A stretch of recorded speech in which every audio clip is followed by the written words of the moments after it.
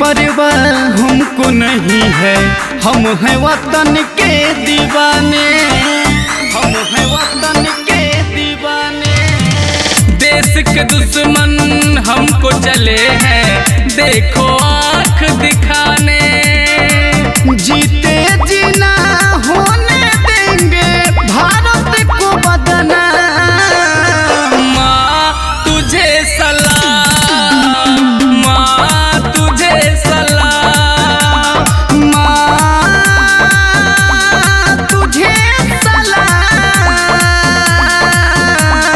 माँ तुझे सलाम, माँ तुझे सलाम। दे सलामी इस तिरंगे को जिसमें तेरी शान है, सर हमेशा ऊंचा रखना इसका, जब तक दिल में जान है, जब तक दिल में जान है।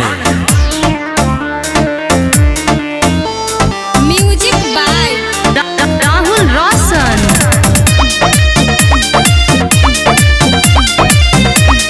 तुझे सलाम। सोने की चिड़िया भारत मेरे देश में, लाखों गिद्दड़ छुपे हैं खादी भेष में।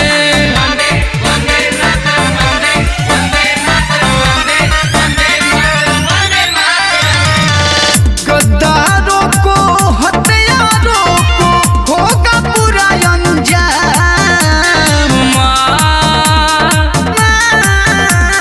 तुझे सलाम, तुझे सलाम, तुझे सलाम, तुझे सलाम। सीने में जुनून और आंखों में देशभक्ति की चमक रखता हूँ। दुश्मनों की सांसें थम जाए, आवाजों में इतनी धमक रखता हूँ, धमक रखता हूँ।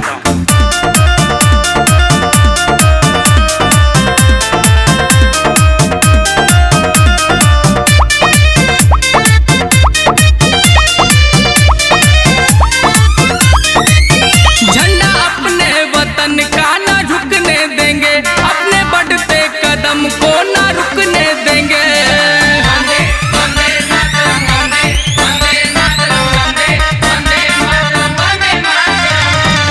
राहुल दिवाकर दीपक प्रिया